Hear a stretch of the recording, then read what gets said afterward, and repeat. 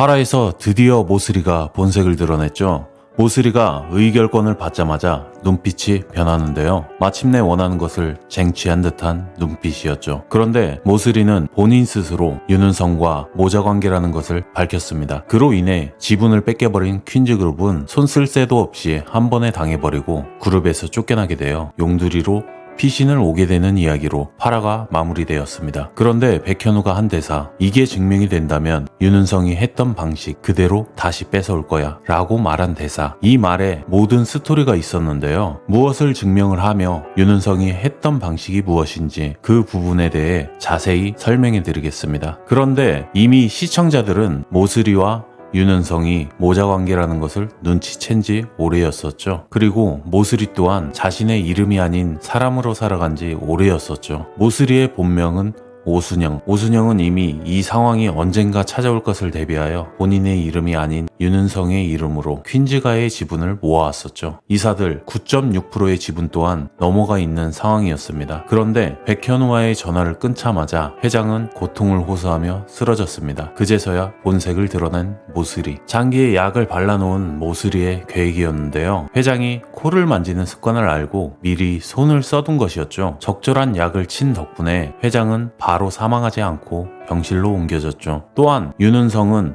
홍혜인에게 집착하는 모습을 보여주는데요. 어렸을 때부터 들고 있는 목걸이가 언젠가 다시 만날 것을 기다린 듯한 모습이었죠. 그렇게 윤은성은 퀸즈가를 몰락시키려 하면서도 홍혜인은 자신의 곁에 두려고 시도를 하는 장면이 여러 번이나 연출되었습니다. 예고편을 통해서도 병원에 찾아가 홍혜인을 찾는 모습을 보여주었죠. 애초에 모스리와 윤은성은 퀸즈가 사람들이 용두리에 간 것을 모르고 있는 상황처럼 보이는데요. 그곳에서 양쪽 가족들이 만나 행복해하는 모습의 장면이 나왔습니다. 그 장면을 통해 시청자들도 양쪽 가족 모두 행복하기를 바랬을 것 같은데요. 퀸즈가 사람들이 서민 체험을 하는 모습은 웃기기도 하지만 서로 친밀감을 느끼는 듯한 모습의 장면을 보여주었습니다. 윤은성의 사람들에게 쫓기는 백현우나 병원도 마음대로 못 가는 홍혜인이 안타까웠는데요. 거기에서 홍혜인은 우리 집이 어떻게 되건 말건 당신이랑 상관없으니 신경 쓰지 말라고 하죠. 하지만 그 상황 속에서 홍혜인의 병에 대해서 범자가 모든 가족들에게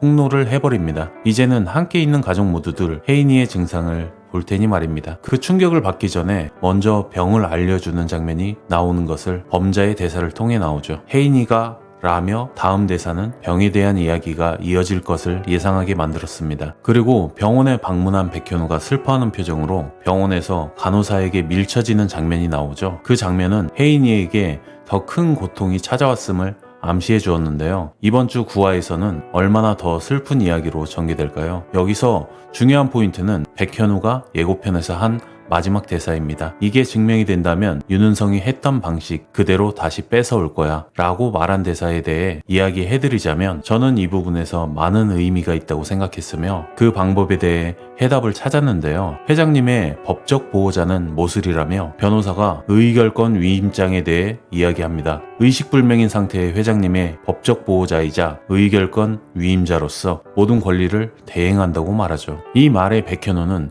이 공증 서류가 조작되었을 경우 사문서 위조 및 위조 사문서 행사는 물론 공정증명 원본 부실 기재죄까지 피할 수 없다며 협박을 합니다. 하지만 이 모든 장면은 영상으로 남아 있었죠. 여기에서 범자는 윤은성이 오스리의 아들이라는 것까지 전부 알려주지만 너 그러다 아버지 임종도 못 지키게 할 수 있다 라며 바로 협박을 해버립니다. 여기에서 윤은성의 하이원 인베스트먼트는 이미 이날을 대비해 퀸즈그룹 주식 14.7%를 매입했으며 이사들의 지분 9.6%와 홍만대 회장의 지분 6.7%를 확보해 총 31%의 지분으로 퀸즈그룹의 2대 주주로 등극을 하자마자 임시 주총 소집을 요구하며 퀸즈그룹 오너가를 전부 해임시켜버리죠. 31%면 말도 안 되게 매우 큰 비중입니다. 그런데 백현우의 예고편에서의 대사는 그게 증명되면 윤은성이 했던 방식 그대로 다시 뺏어올 거야 라고 말한 것이죠. 증명한다는 것은 무엇일지 바로 알 수 있었는데요. 사실 단 한 가지밖에 없습니다. 모스리가 진짜 모스리가 아니라는 증거 말이죠. 그 증거는 모스리가 사실은 오순영이라는 사실을 밝혀내는 것입니다. 아주 단순한 논리이죠. 의결권 위임장이 명시된 이름은 모스리입니다. 그런데 그녀가 오순영이라는 사실을 입증한다면 모스리에게 위임장을 작성한 것이기에 모슬이인 척 하는 오순영은 사실 위임장의 권리를 행할 수 없습니다. 그럼 오순영이라는 사실을 어떻게 증명해내느냐인데 바로 지문에 정답이 있다고 봅니다. 교도소에서 출산한 오순영은 1990년에 간통죄로 수감되었죠. 그런데 교도소에 들어가면 반드시 하는 것이 있죠. 바로 지문 등록입니다. 누구나 다 성인이 되었을 때 주민등록증을 발급받기 위해 지문을 등록하죠. 그런데 그 외에도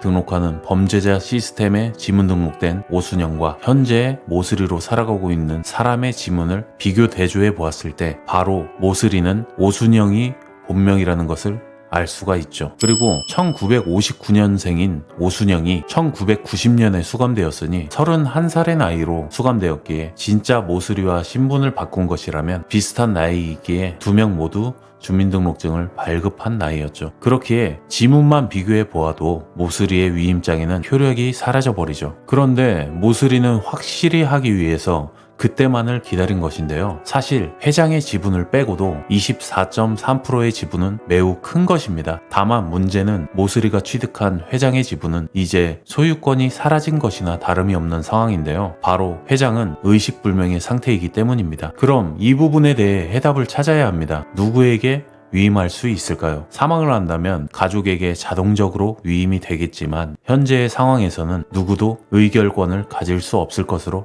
보여집니다. 그럼 24.3%를 넘게 지분을 가질 수 있는 방법은 무엇이 있을까요? 백현우가 말한 윤은성이 했던 방식으로 다시 뺏어오는 방식은 무엇일까요? 그건 이미 많은 시청자들은 사실 알고 있습니다. 혹시 삼정그룹 영어 토익반이라는 영화 보셨나요? 말단 여사원 3명이 인수 합병될 회사를 살려내는 스토리인데요. 주주들에게 직접 일일이 찾아가며 합병 반대 서명을 받아낸 것이죠. 그래서 결국 합병을 막아내며 회사를 지켰는데요. 눈물의 여왕 또한 그러한 방법으로 전개될 것 같습니다. 그렇기에 백현우가 하는 행동들이 전부 떡밥으로 보여주고 있는 것들이었죠. 직원들의 경조사를 챙겨주는 모습부터 직원 한 명 한 명 모두에게 신경 쓰는 모습은 보는 이로 하여금 감동받게 해주었는데요. 모슬이의 지분이 무효화된 상황이라면 다시 한번 임시 주총을 해야 하는 상황일 텐데요. 그 상황에서 만약 당신이 퀸즈그룹 직원일 경우 백현우가 당신을 찾아와 퀸즈가 해임에 대해 반대를 부탁한다면 어떻게 하실 건가요? 저는 무조건 반대를 할 것 같은데 말이죠. 백현우와 홍혜인이